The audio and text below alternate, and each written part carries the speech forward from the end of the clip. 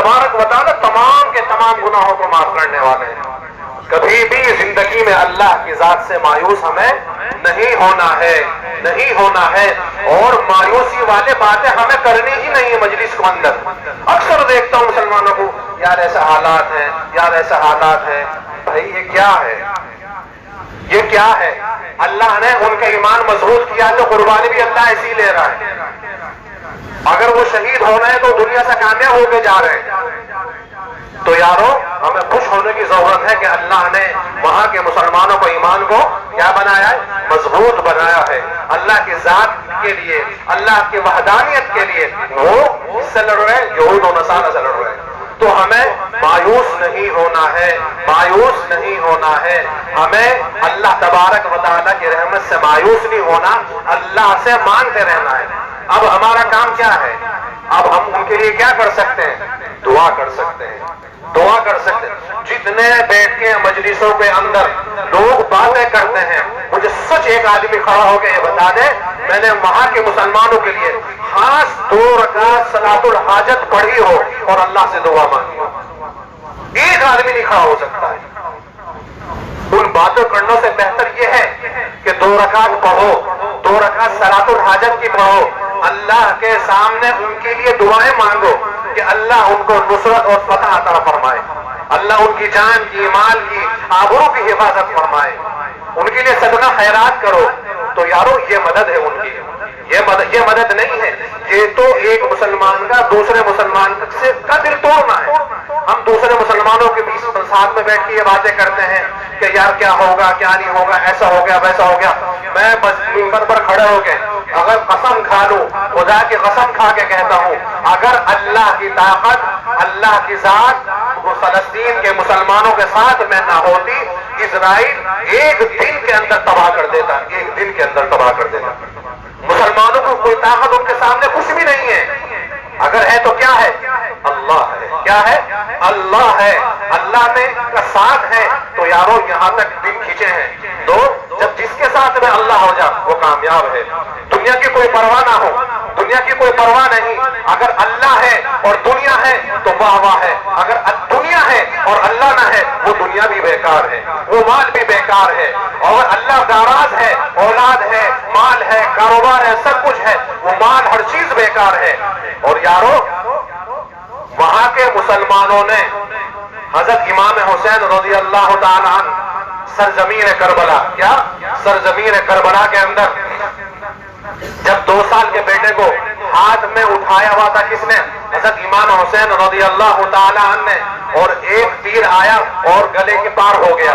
2 سال کا بیٹا تھا، حضرت امام حسین رضی اللہ تعالیٰ عنہ نے اس 2 سال کے بیٹوں کو ایسے اٹھایا اور اللہ سے یہ کہا کہ اللہ اگر تو ایسے راضی ہے تو میں بھی راضی ہوں۔ یزید کو اللہ نے ساری دنیا کا بادشاہ بنایا، ساری دنیا کی دولت اس کو عطا فرمائی، مگر کامیابی دولت آنے میں نہیں ہے، کامیابی ہے اللہ کی رضا کے اندر۔ ادھر امام حسین رضی اللہ تعالیٰ عنہ کا سارا خاندان شہید ہو گیا، سارا خاندان شہید ہو گیا، مگر رب کون ہے؟ راضی ہے، رب راضی ہے۔ وہاں کے مسلمان اپنی اولاد کو 1 سال کے بچے کو لے کر آسمان کی طرف اٹھاتے ہیں اور کہتے ہیں اللہ اگر تو نے میرے بچے کو لے لیا، میرے گھروں کو لے لیا، میرے مال کو لے لیا، میرے رب اگر تو ان چیزوں کو لینے کے بعد راضی ہے تو میں بھی راضی ہوں۔ تو وہ ایمان ہے۔ اللہ ہمارا بھی ایسا ایمان بنا دے، اللہ ہمارا بھی ایمان ایسا بنا دے۔ مسلمانوں جب ایمان ایسا بنے گا تو خدا کی قسم کھا کے کہتا ہوں اللہ تبارک و تعالیٰ کی مدد آئے گی، اللہ تبارک و تعالیٰ کی مدد آئے گی۔ تو یارو ہمارے اعمال ٹھیک نہیں ہیں، ہم نمازیں پڑھتے ہیں، ہمیں نمازوں کا نہیں پتا ہمیں نمازیں کیسے پڑھنی ہیں، ہمیں مسجد میں آنے کا طریقوں کا نہیں پتا، ہمیں مسجد کے اندر اگر نفلیں پڑھنے کے تو کیسے پڑھنی ہے۔ بس جس بے ترتیب کے ساتھ میں آتے ہیں مسجد میں چلے جاتے ہیں۔ یارو جو میں نے قرآن پاک کی آیت شروع میں تلاوت کی کیا قد افلح المؤمنون، قد افلح المؤمنون، کہ اللہ تبارک و تعالیٰ یہ فرماتے ہیں کہ جس نے لا الہ الا اللہ محمد الرسول اللہ صلی اللہ علیہ وسلم کا کلمہ پڑھا وہ کامیاب ہو گیا، وہ کامیاب ہو گیا۔ اللہ تبارک و تعالیٰ کیا فرماتا ہے؟ کامیابی کیسی؟ افلح بیان کرنے والے مفسرین حضرات وہ کامیابی جو آدمی دنیا میں بھی مل جائے اور آخرت میں بھی مل جائے۔ مگر اب آگے اللہ کیا فرماتا ہے؟ خالی ایمان والے کامیاب نہیں ہوئے، جنہوں نے اللہ کا کلمہ پڑھا ہے، نبی کو مانا ہے، اللہ پر ایمان لے کر آئے ہیں، وہ کامیاب نہیں ہوئے۔ الذین هم فی صلاتهم خاشعون، وہ لوگ جنہوں نے نمازوں کو قائم کیا۔ الذین هم فی صلاتهم، وہ لوگ ایمان والوں میں بھی وہ لوگ کامیاب ہیں جنہوں نے نمازوں کو قائم کیا۔ اور اللہ تبارک و تعالیٰ آگے یہ فرماتے ہیں نماز قائم کرنے والے بھی کامیاب نہیں ہیں۔ مسلمانوں کان کھول کر سن لو، ایمان والے بھی کامیاب نہیں۔ ایمان والوں میں کون لوگ کامیاب ہیں؟ الذین هم فی صلاتهم، جنہوں نے نمازوں کو قائم کیا، ان کے وقت پر نمازوں کو ادا کی۔ اب آگے اللہ یہ کہتا ہے خاشعون، نماز پڑھنے والوں میں بھی وہ لوگ کامیاب ہیں جن کی نمازوں کے اندر خشوع اور خضوع ہوگا، جن کی نمازوں کے اندر خشوع اور خضوع ہوگا۔ اب چند باتیں سنو۔ اکثر ظہر کے اندر میں دیکھتا ہوں، میں اکثر سنتیں اوپر پڑھ کر آتا ہوں۔ میں ظہر میں دیکھتا ہوں یہاں سے صفحہ خالی، یہاں سے صفحہ خالی، یہاں سے صفحہ خالی، یہاں ایک نے نیت یہاں باندھی، ایک نے نیت یہاں باندھی، ایک نے نیت یہاں باندھی۔ یہ کوئی طریقہ ہے؟ یہ کوئی طریقہ ہے مسجد میں آنے کا؟ یہ مسجد میں نماز پڑھنے کا کوئی طریقہ ہے؟ اور اکثر کیا دیکھتا ہوں، جب دیکھتے تھے 4 منٹ رہ گئی شروع، پھر کیا نماز کے بعد جو سنتیں پڑھیں گے وہ اتنی فاسٹ پڑھیں گے، اتنی فاسٹ پڑھیں گے جیسے ان کی دنیا لوٹ گئی۔ اور نماز سے پہلے جب دیکھتے ہیں کہ نماز کھڑی ہونے میں وقت کم ہے، 3 منٹ 4 منٹ 5 منٹ مشکل سے، پھر اتنی خشوع اور خضوع کے ساتھ میں پڑھیں گے کہ دنیا میں پہلا ولی یہی پیدا ہوا ہے۔ ارے یارو مسجد میں آنے کا طریقہ جانو۔ 3 منٹ 4 منٹ رہ گئی تمہیں پڑھنے، یہ دیکھو کہ 4 منٹ کے اندر اپنی سنت ہو جائیں گی، ایک طرف کونے میں پڑھو، باہر برآمدے میں جگہ ہے وہاں پڑھو۔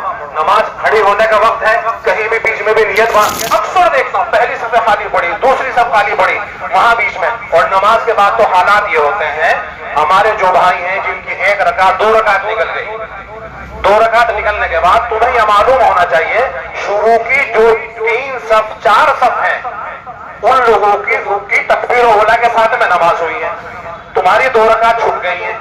اب جب وہ اپنی نفلیں سنتیں وتر پڑھیں گے تو تم سے پہلے فارغ ہوں گے نہیں ہوں گے؟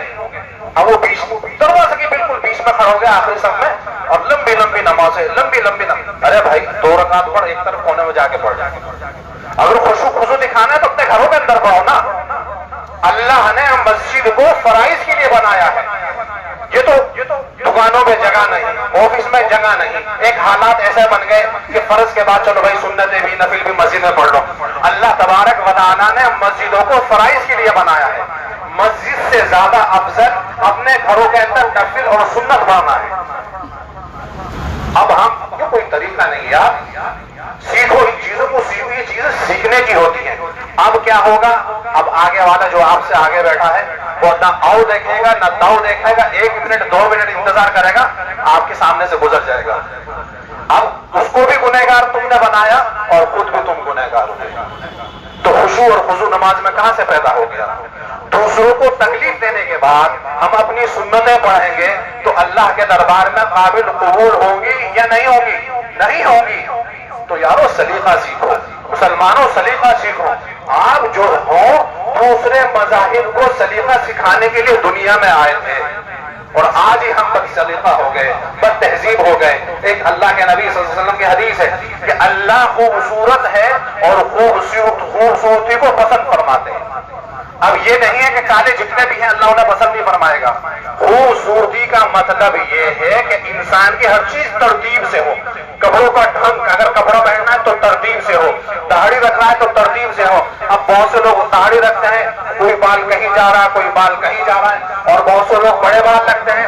اللہ کے نبی صلی اللہ علیہ وسلم دن میں 3 سے 4 مرتبہ کنگھا کرتے تھے جب بڑے بال رکھتے تھے، اور آپ کے بال مبارک تیل کے اندر اتنے تر رہتے تھے کہ آپ اپنے امامہ شریف کو پہننے سے پہلے ایک کپڑا رکھتے تھے تاکہ امامہ خراب نہ ہو جائے۔ اتنا تیل آپ کے سر مبارک کے اوپر رہتا تھا، اور بالوں کا ڈھنگ دیکھو تو کچھ پتا نہیں۔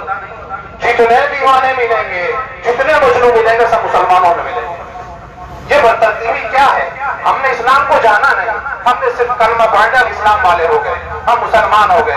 یارو سلیقہ سیکھو، سلیقہ سیکھو، اللہ کے نبی صلی اللہ علیہ وسلم کی سیرت پڑھو، آپ کا طور طریقہ پڑھو، آپ کا چہرہ مبارک پڑھو، آپ کیسے پہنتے تھے، کیا پہنتے تھے، کیا کھاتے تھے، کیسے کھاتے تھے، کس وقت کھاتے تھے۔ ہماری کوئی ترتیب ہی نہیں ہے مسلمانوں کی، اور پھر ہم یہ کہتے ہیں کہ اللہ کی مدد آ جائے گی۔ اللہ کی مدد زندگی میں کبھی نہیں آئے گی۔ یاد رکھنا، اللہ کے حبیب کے راستے کو چھوڑ کر چلو گے، اللہ کی مدد کبھی زندگی میں نہیں آئے گی۔ اللہ کی مدد کب آئے گی؟ جب ہماری زندگی میں صحیح اسلام ہوگا، جب ہماری زندگی میں مضبوط ایمان ہوگا، تو یارو اللہ تبارک و تعالیٰ کی مدد آئے گی۔ ان چیزوں کو سیکھو۔ اور بہت سے حضرات تو ایسے ہیں کہ کئی لوگوں نے مجھے بتایا کہ بھائی میں 70 دفعہ جمعے میں بیان کر چکا، امام کے رکوع کرنے سے پہلے، اب امام ہے، امام رکوع میں جا رہا ہے، امام کے رکوع میں جانے سے پہلے اگر کوئی نمازی جاتا ہے اس کی نماز نہیں ہوگی۔ ایک تو نماز نہیں ہوگی، ایک اوپر سے بہت زبردست سخت والا گنہگار۔ بھائی جلدی کیا ہے تم؟ جلدی کس چیز کی ہے؟ سمجھ میں یہ نہیں آتا کہ جلدی کس چیز کی ہے۔ ہر چیز امام سے پہلے کرنی ہے، ہر چیز امام سے پہلے کرنی ہے۔ تو یارو یہ سلیقہ سیکھو، یہ سلیقہ سیکھو۔ امام کے جانے کے بعد سارے اپنے ارکان پورے کرو۔ امام جو رکوع میں جا رہا ہے تو پہلے امام کو جانے دو، پہلے امام کو اور بہت سے حضرات تو ایسے ہیں کہ اگر امام نے سلام پھیرنے میں صرف یہ کہا السلام، اور تو فوراً سلام پھٹ جاتا ہے۔ یاد رکھو، امام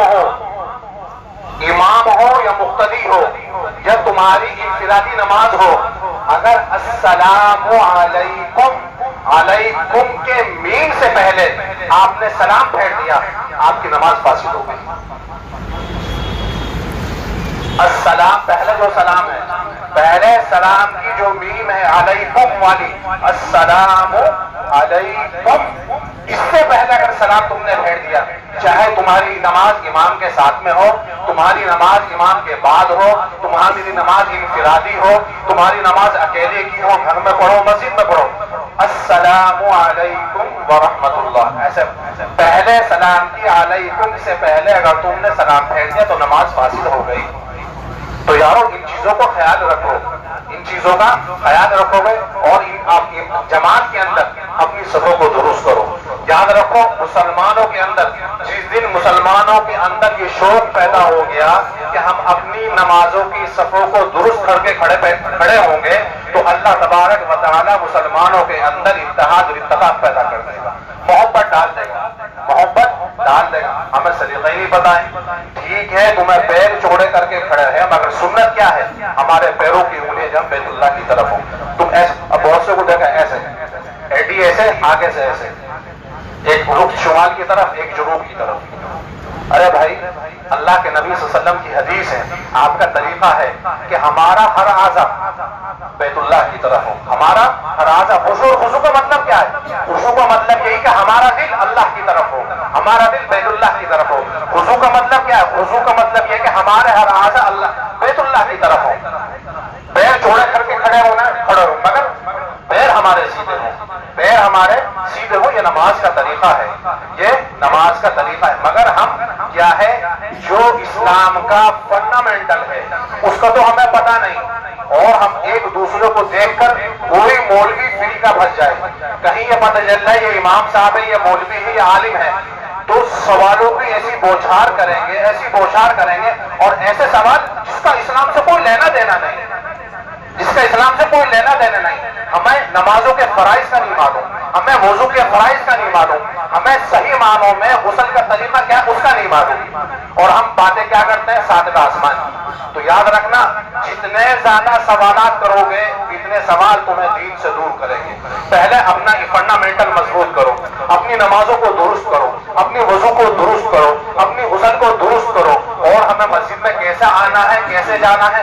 وقت کم ہے، دیکھا 3 منٹ ہے، تو کوئی سنت پڑھنے کی ضرورت نہیں ہے، کوئی نفل پڑھنے کی ضرورت نہیں ہے۔ جماعت میں حاضر ہو جاؤ، جماعت میں حاضر ہو۔ 4 منٹ ہے یا 5 منٹ ہے، ایک طرف کونے میں کھڑے ہو کے نماز پڑھو، بالکل بیچ میں۔ اور ان لوگوں سے کہتا ہوں جو لوگ بعد میں آتے ہیں، بھائی جب پہلی صف میں، دوسری صف میں جگہ خالی ہے، آپ بیچ میں کیوں بیٹھتے ہو؟ مسجد چھوٹی ہے، پریشانی ہوتی ہے، وہ کہتے ہیں باہر بھیڑ لگ رہی ہے، اندر اب مسجد میں اندر آؤ تو جگہ ہی جگہ خالی پڑی ہے. بھائی جب آؤ جگہ جہاں خالی پڑی ہے پہلے اگلی صفوں کو پر کرو, پہلے اگلی صفوں کو پر کرو. یارو بڑا دکھ ہوتا ہے, بڑا اتنا سمجھا چاہتا ہوں, جو میں اتنا سمجھاتا ہوں, اور یہ جو میں آیت آپ کے سامنے آج تلاوت کی ہے میں سمجھتا ہوں اسے 4-5 سال پہلے بھی ان آیتوں کے بارے میں خلاصہ آپ لوگوں کے سامنے کیا تھا. خشوع کا کیا مطلب ہے, خضوع کو کیا, مگر نہیں, ہمیں تو اپنی مرضی کا اسلام چاہیے, اپنی مرضی کی نمازیں چاہیے. تو یارو زندگی اگر ایسی رہی تو یاد رکھو اللہ کی مدد آنے والی نہیں. اگر اللہ کی مدد لانی ہے اور اللہ چاہیے, اللہ کی رحمت چاہیے, اللہ کی رضا چاہیے, تو یارو اپنی زندگی کو بس کسی کو مت دیکھو, اپنی زندگی کو تبدیل کرنے کی کوشش کرو. اللہ تبارک و تعالیٰ سے دعا کرو کہ اللہ میں اپنی زندگی کو تبدیل کرنا چاہتا ہوں, وہ زندگی چاہتا ہوں جس سے تو بھی راضی ہو, تیرا حبیب بھی راضی ہو.